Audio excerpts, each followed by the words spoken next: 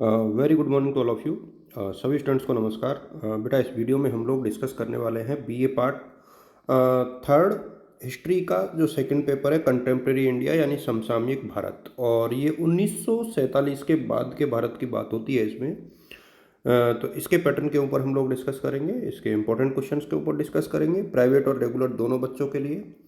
और प्रैक्टिकल नहीं होता है, ये मैं रिपीट कर दूँ इस चीज़ में। इसमें मैं आपको बता दूं, देखिए, वही 3 सेक्शन सारे बच्चे जानते ही हैं कि 3 सेक्शन होते हैं इसमें।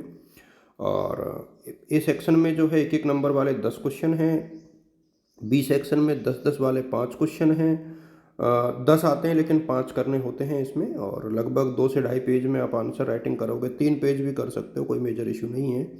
और सेक्शन सी की हम लोग बात करें तो ये जो है इसमें 4 क्वेश्चन आते हैं, 2 आपको करने हैं और लगभग 5 से 6 पेज की आंसर राइटिंग इसमें आपको करनी है। हिंदी इंग्लिश दोनों में दिया हुआ है, तो कोई बड़ी बात नहीं है, आप लोग दोनों जो है इजीली जो है इसको रीड कर सकते हैं।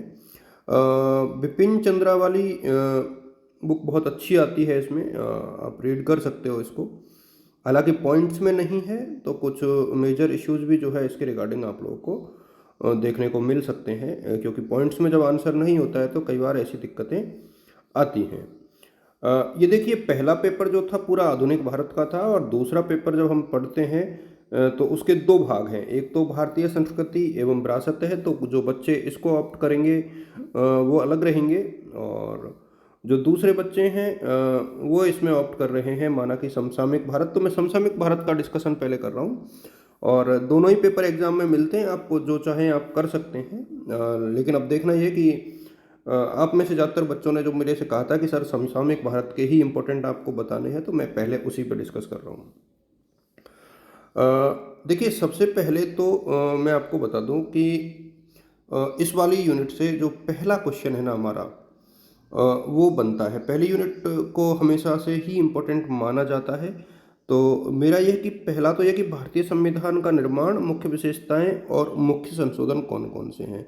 तो पहला क्वेश्चन जो आपका बनता है एज पर माय ओपिनियन, तो ये क्वेश्चन बनता है इसमें से। और इसके बाद जो है देशी रियासतों के भारत संघ में एकीकरण की प्रक्रिया और उनसे संबंधित कौन कौन सी समस्याएं तत्कालीन भारत में यानी उस टाइम पर आई होंगी, 1948 से लेकर के 1956 के दरमियान। तो एक क्वेश्चन यहाँ से ये बनता है। और स्वतंत्रता आंदोलन की जो विरासत रही है ना, वो कौन कौन सी रही है। अब ये जो स्वतंत्रता आंदोलन की विरासत है ना, ये अपने आप में एक बहुत बड़ा क्वेश्चन है। विरासत क्या रही है? देखिए, हम लोगों ने अहिंसा के साथ ये लड़ाई लड़ी थी, हमारे कल्चरल वैल्यूज बने रहे, हमने नेशनल इंटीग्रेशन की भावना को जगाया, हिंदू मुसलमान साथ लड़े आज़ादी की लड़ाई में। तो ये जो चीज़ें हैं ना, ये हमारे आंदोलन की विरासत है।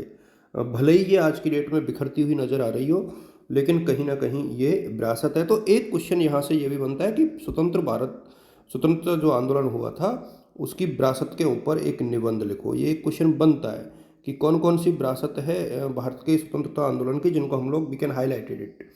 यूनिट सेकंड की बात करें तो फिर यहाँ से जब आप जैसे ही आगे चलोगे, तो एक तो बैंकों के राष्ट्रीयकरण के ऊपर एक क्वेश्चन पूछा जाता है, भारत में कृषि सुधार और भूदान आंदोलन के ऊपर एक क्वेश्चन पूछा जाता है, औद्योगिकरण की नीतियाँ, कार्यक्रम और प्रगति के ऊपर एक क्वेश्चन पूछा जाता है।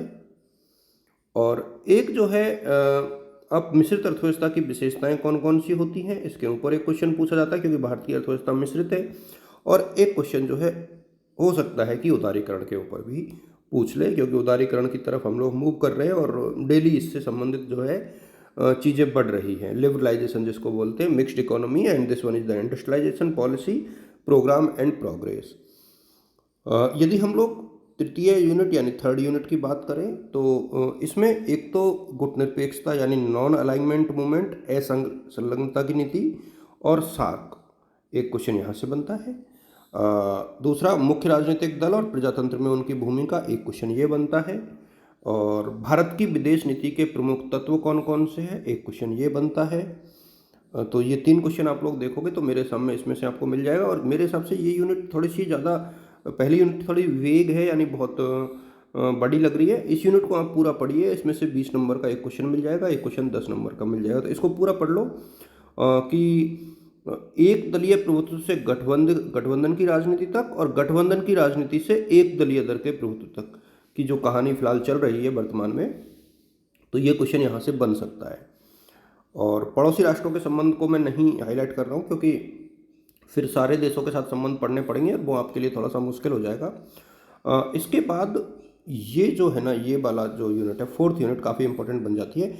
एक तो सामाजिक संरचना में परिवर्तन, चुनौतियाँ और समस्याएं क्या क्या हैं। पहला टॉपिक तो यही है, तो यहीं से क्वेश्चन बनता है। इसके बाद भारत में जो है जनसंख्या वृद्धि, बेकारी और गरीबी की समस्या, इनको थोड़ा सा ढंग से पढ़ लें।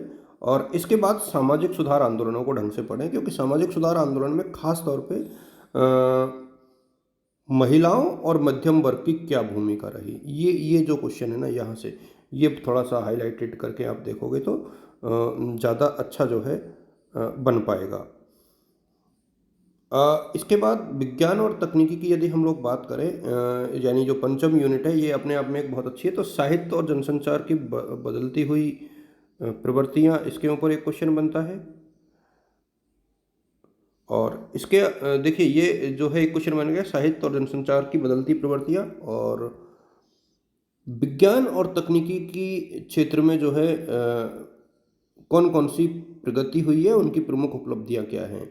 तो ये क्वेश्चंस भी, दो क्वेश्चन यहाँ से बनते हैं। तो इस प्रकार से ये यूनिट हमारी कंप्लीट होती है। यहाँ पर आप लोग देख पा रहे हैं हिस्ट्री, मतलब एक प्रकार से देखा जाए तो एक तो डेट्स बहुत ज़रूरी हैं, विचारक थिंकर्स, यानी किस इतिहासकार ने क्या कहा है, ये जो कोटेशंस है वो मायने रखते हैं। इस वाले पेपर में बहुत ज़्यादा जो है मैपिंग तो नहीं है। एक तो डेट्स याद रखनी है, दूसरा चार्ट्स का प्रयोग करना है। जैसे माना कि बेरोजगारी के कारण आप लिख रहे हो, तो उनको भागों में बांट दो कि भाई आर्थिक कारक क्या है, सामाजिक क्या है, राजनीतिक क्या है ना, नीतिगत कारक क्या है। तो इस तरीके से you can make the classification and उसके बाद आप लोग पेपर को सॉल्व कीजिए और निश्चित तौर पर अच्छा पेपर होगा आपका। और ये बहुत अच्छा मेरे हिसाब से मुझे ऐसा लगता है कि ये जो ओवरऑल आप देख करके चल रहे हो, ये एक अच्छा परसेप्शन है। आप किताब पढ़ें, इसमें वन वीक सीरीज की सहायता आप लोग ना लें, ये पेपर बहुत अच्छा है जीके के हिसाब से भी। तो बाकी बच्चों को शुभकामनाएं, ऑल द बेस्ट और good luck. Thank you so much.